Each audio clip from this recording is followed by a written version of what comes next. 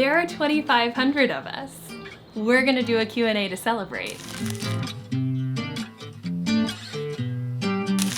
Hi friends, if you're new here, my name is Katharine Quinn. I'm a 30-something living and working in New York City, and I work on Broadway. Last year I worked on How to Dance in Ohio and Shucked, as well as The Great Gatsby at Paper Mill Playhouse. This season I am running social media for The Great Gatsby, and I have also associate directed the US premiere of a musical called Ride that came over from London that is currently at the Old Globe. So it's been a busy start to 2024. On this channel, I share pretty candid behind the scenes journey of what it is like working in theater, a full-time life in theater, full-time life freelancing in theater, working on Broadway, and all the highs and lows there. I'm so excited. This channel is just over a year old, and there are now 2,000, actually I just checked, there's literally exactly, as of the time of filming this, 2,600 people here, which is beyond. That number is very small for a lot of creators. For me, that feels massive. If you are among them, thank you. I'm so happy you're here. If you're not, join the party. Click that subscribe button. So as a celebration, I posted on my Instagram @It's Katharine Quinn, as well as the community page here on YouTube, and I asked for questions, a little get to know me Q&A for anyone who's new or things that I haven't had a chance to talk about. So let's dig into it. Okay, this one's from Mickey Joe. We all know Mickey Joe. Hi, Mickey Joe. Mickey Joe asked, do you think Off-Broadway Tony Awards inclusion would have a positive industry impact? No. Also, I think I'm gonna shut my window because the weather is really nice and therefore people are out and being a little crazy, so. Okay, the answer is regrettably no. I love off-Broadway theater. I have worked off-Broadway. I think it's a super important part of the life cycle of Broadway shows, theater in general. I don't think they should be included in the Tony Awards. There is an awards program for the off-Broadway shows in any season called the Obie Awards, and I'm glad that shows get recognized that way. I'm curious if Mickey Joe went to this place because I like to work on shows earlier in their development and help shepherd them to Broadway, because I think that we are severely under-marketing shows and brands, which shows are brands, earlier in their run. I do like to hype shows before they're on Broadway, so I'm wondering if that's partially where this is coming from. The problem is the Tony Awards are already way too long. We're splitting it into like 2 parts. Some of it, I actually don't know, I think this is true this year, but like historically in the last few years, it's like a part has been on Paramount Plus and then a part of it is actually broadcast, and you know, it's just like already it's just like an expansive awards show. It also isn't fair because off-Broadway shows, the budget for off-Broadway shows is just like an infinitesimal fraction of what Broadway shows are doing. Also, to fill an off-Broadway house is a lot easier in theory than a Broadway house. Off-Broadway houses can be anywhere from like 100 to 500 seats. I'll fact check myself here. Broadway houses are like up to 1,927 seats. In short, I don't think that that's the right move. I mean, we have 25 new musicals this season, is that right? I think we have about 25 new musicals this season. If we were to add any more, the competition is already bananas. So unfortunately, I don't think that that would help. I do not think it would have a positive industry impact, Mickey Joe, but I'm a giant fan of yours, and I think I get to see you this weekend, which is really exciting. This is from Jenny Bacon.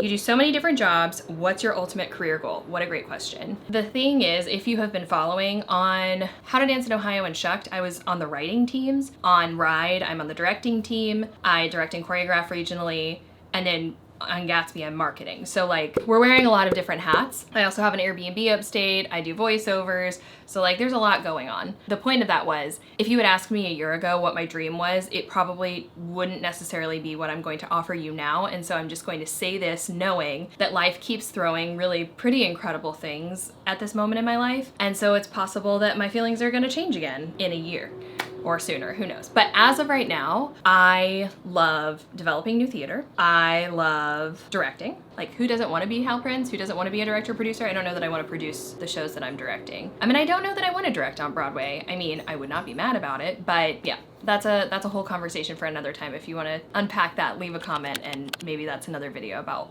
why I like directing regionally but don't necessarily want to direct on Broadway. I think the dream right now is that I create a position, title pending, and I've sort of been like mulling this over the last 6 months or so, but like creative producer, digital producer, community engagement brand builder. I don't know what the title is, but I think lead producers on Broadway shows have a million hats that they have to wear. They have to sort of general manage their own shows in addition to the general managers. They are marketing, they are fundraising, they are show running, they are giving notes to creatives, they are, just like doing a million different things. I suspect I'll probably want to produce. I've always said that I wouldn't produce until it made better financial sense. I didn't until I felt that I wasn't going to be just like throwing away people's hard-earned money. This is an old metric. I think it's probably close to 9 out of 10 at this rate. In case you're not aware, 8 out of 10 Broadway shows do not recoup their investment, do not even break even. That means they're financial failures, which means that their investors lose money. Until it's a better business proposition, I don't want to be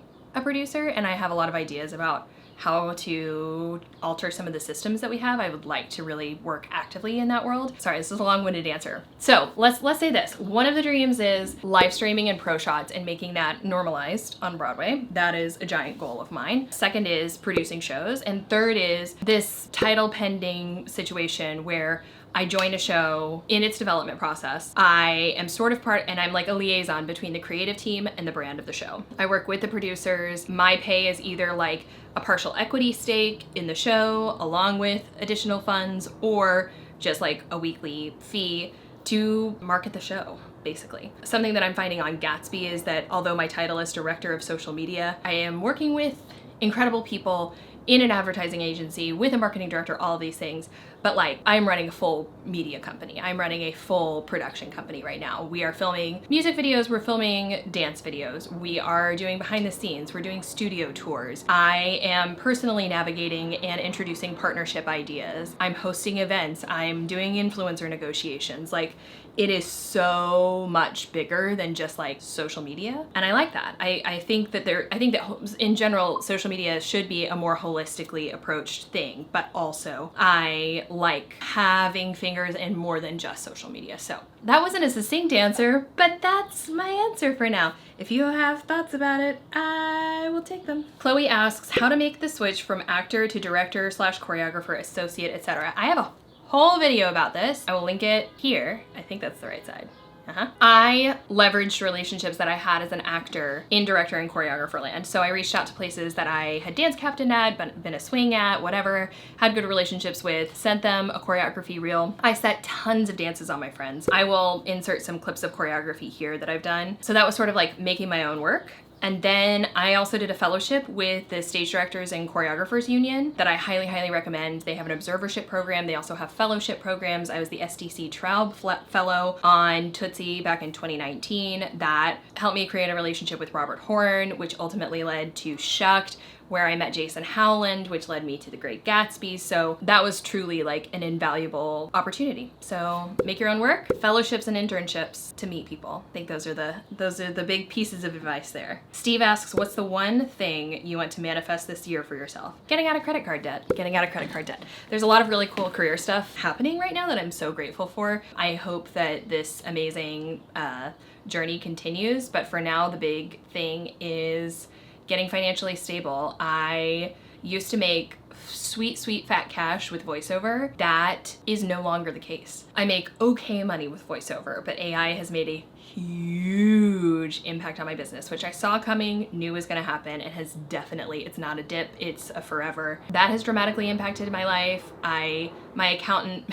miscalculated my taxes last year, which left me in a like not cute situation. Taxes are paid, but left me in a ton of credit card debt. Yeah, getting financially back on top of life. I am working harder and more hours than I've ever worked in my life, but I am deeply paycheck to paycheck right now. I'm investing in myself a lot right now. I'm investing in my businesses a lot right now. I am fighting burnout a lot right now, and I keep saying I'm gonna make videos about money, but then I like, well, eager, because it's vulnerable. And I don't know, I feel like people will perceive me differently, even though I'm here telling you generally the situation. So that's what I wanna manifest. Getting back on top of finances. If I were to organize a 5-show regional theater season, what shows would I pick? Waitress, Sales, Bareilles Name, Fan Fave, White Christmas for the Christmas show, Fat Ham, You're in Town, because I feel like we're in a moment for You're in Town, anti-capitalist shenanigans, and Ain't No Mo. None of those are really classics. I would need to throw a classic in there. Maybe instead of White Christmas, I could do like, you know, A Christmas Carol.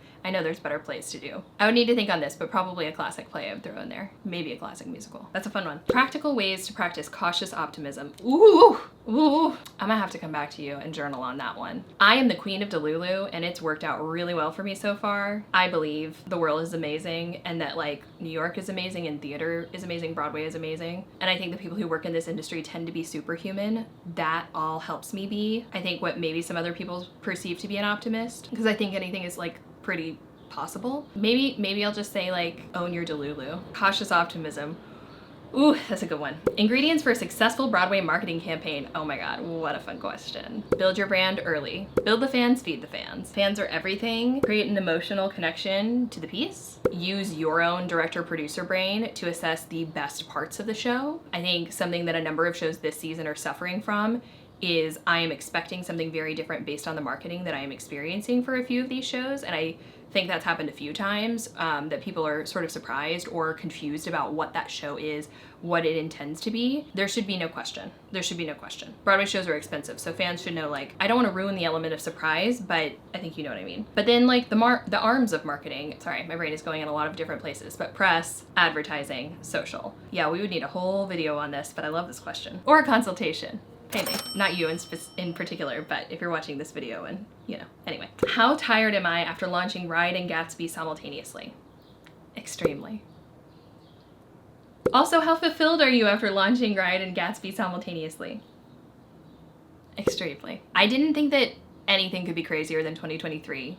And 2024 has absolutely already topped it. So I'm exhausted, deeply fulfilled. I love both of these projects. I love the people attached to both of these projects. I love marketing. I love associate directing. I love directing. I just love new theater, and getting to work on 2 new shows at once is like a dream. So very grateful. What do I actually do? Like, what responsibilities do I have at MT? Okay, I'm starting to run out of time. I feel like I might have to make a part 2. Oh my God. What do? I have talked about this a bit in this video. I am director of social media for The Great Gatsby on Broadway. I am the associate director for Ride in the US as of right now. I create content about theater. I occasionally, therefore, am a theater influencer, so I'll attend events, spread the good word. I have a side business called And That's Showbiz, which is sort of what my social media business is under the umbrella of. I'll do red carpets, talk to creatives, do roundtables, that sort of thing. I'm just super, super passionate about connecting digital audiences and audiences not based in New York City to Broadway and theater in general. So anything I can do to help that, I do. So it's a lot of saying yes, and I do a lot of different things. Y'all, I'm out of time. I'm gonna have to do a part 2. I'm sorry. Thank you so much for watching this video. If you enjoyed these questions, make sure you hit the subscribe button so you can get the next part of the Q&A. If you have questions, please leave them down below. If there's something in particular behind the scenes wise on Broadway you wanna see, let me know. Please like and subscribe. It makes a huge difference to me as a new YouTube creator. It lets the YouTube algorithm know what wonderful people to push this video out to. Keep a like yourself. Follow me on Instagram and TikTok @Katharine Quinn. Thank you so much for watching, and I'll see you next time. Bye.